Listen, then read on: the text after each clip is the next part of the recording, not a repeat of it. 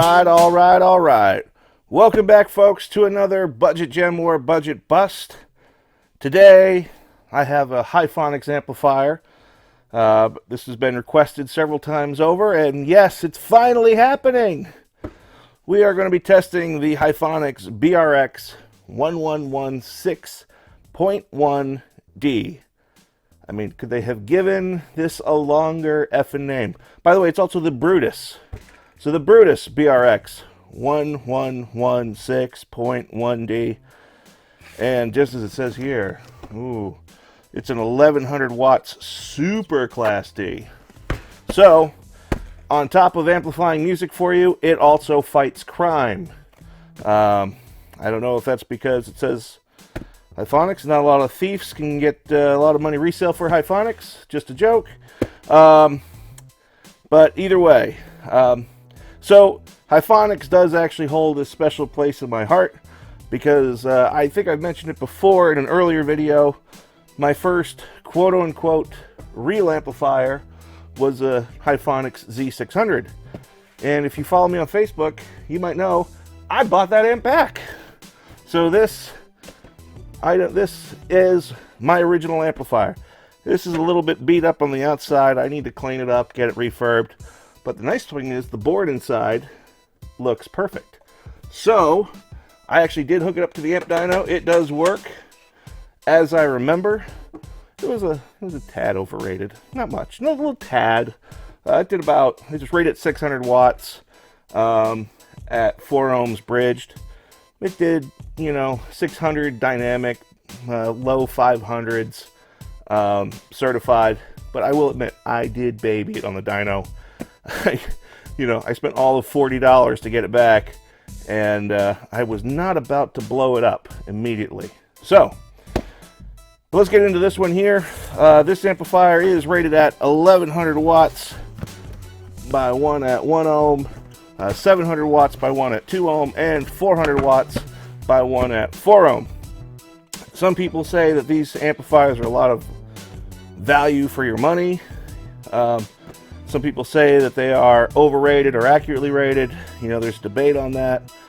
Big D Wiz recently tested the BRX1116.1D, and we found that one was overrated. We'll see if that continues down the line, or if that's really on the upper wattage one. So, we're going to unbox it. We're going to Amp Dyno it. Let's start with the unboxing. Okay, opening her up. We get from one box to the next box. We get, it's a Hifonics sticker in here along with your system setup. This is your only manual you get, and this looks like it's got not much of anything in there. But this Hifonics sticker is pretty much just an advertisement to visit Hifonics.com. So, give us a better sticker, Hifonics. This one here, this is a big red caution one.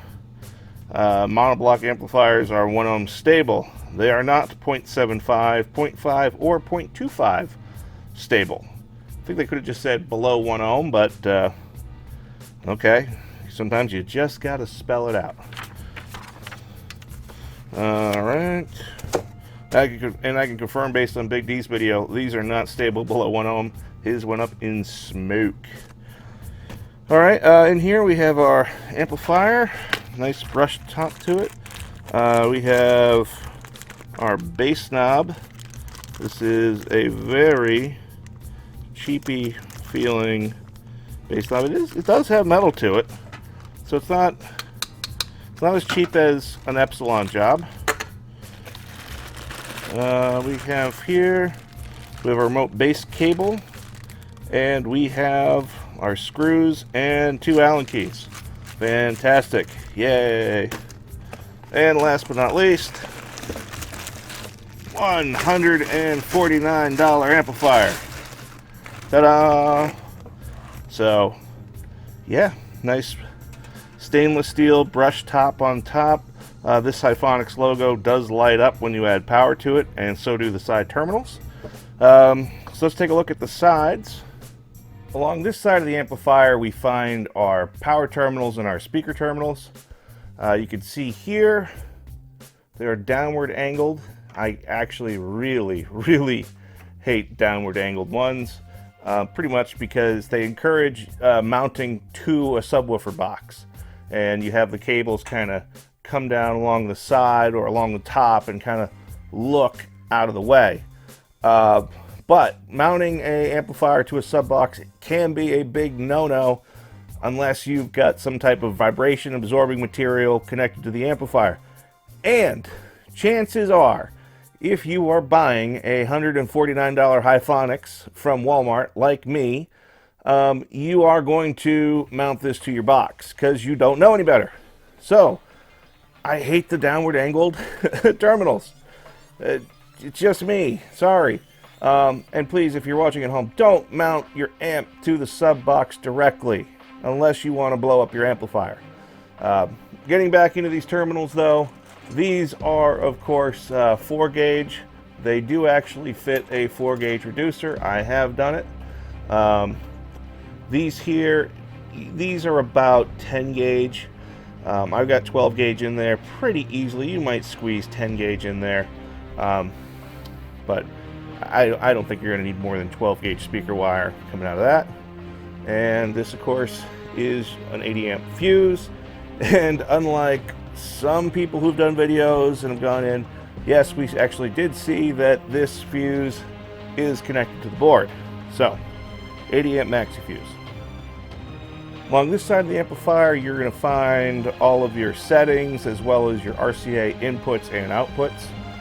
Over to your left here, these are just regular standard RCA inputs, and these are standard RCA outputs. This amp is not strappable, so you cannot strap two of these together. You have your gain here, which is adjustable from 9 volts down to 0.2 volts. That's pretty nice because you got a lot of flexibility if you have a 4 volt or higher up deck. So as you can see here, I've already actually preset the gain. Right here is the phase adjustment if you need it. Of course, here's your remote terminal output for your bass knob. Here's, of course, your bass boost. Don't use that, please, unless you really want to clip early.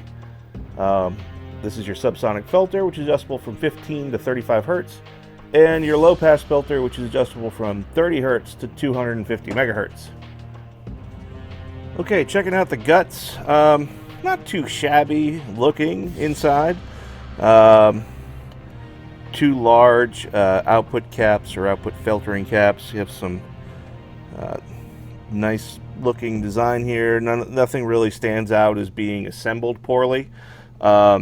These toroids, they are seated nice and properly as they should be. They're not loose.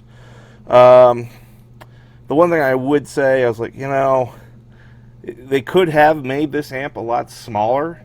As you can see here, there's a lot of empty room along the sides of the heatsink here. So, you know, you could have very easily shrunk down the size of the amp. But this is kind of the old trick of, well, let's make it look bigger than it really is. And people think it's got tons of power. But, yeah, you know, I mean, nothing really standing out. The caps are Yuscons. Those are pretty standard in Chinese-made amplifiers. They don't, let's see some caps here. They are both 105 degrees, so they are going to have some decent longevity. They are, what are the voltages? 160 volt for the rail caps. So, you know, again, not terrible looking inside. Alright, nothing left to do here but to strap up the Hifonics BRX1116.1D up to the Amp Dyno and find out just how much power this $149 amplifier actually makes. Is it overrated? Is it underrated? Is it accurately rated? We're going to find out here. We're going to find out exactly what you get for your money. I'll see you after the test.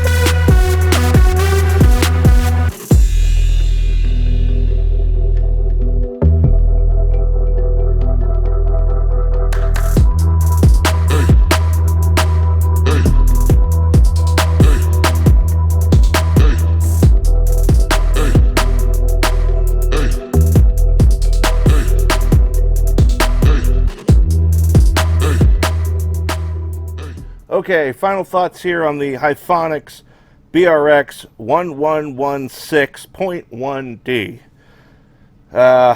Yeah.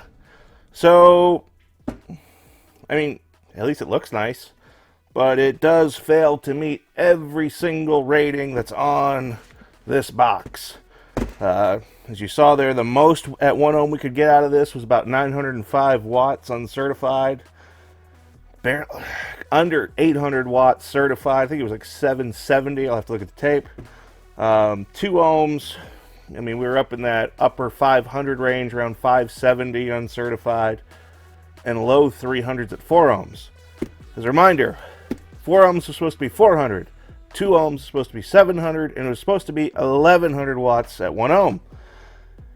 So, at $149, this amp is a budget bust. I mean, some of you might be saying, hey, 900 watts for 150 bucks, that ain't so bad. Well, I don't know. Today's market kind of is. You can get the Pioneer 8601. That does equal, if not better, to this for less money. You can get the Pioneer 9601. You can find those at Walmart every so often for about 160 bucks. And that puts out a lot more power. The AudioPipe APME 2000 is $174, just 25 bucks more than this, and you get 2,000 watts. So, I'm sorry, I can't recommend this amp. It looks pretty cheaply built. It's got very, very little weight really behind it, so I can't recommend this amp to you at home. Very disappointing, because as I explained earlier, I got a little bit of a soft spot in my heart for Hifonics amps, and they blew it. So, sorry about that, folks. Wish I had a gem for you today. I do not. I got more amps to test. Hopefully we find one next time.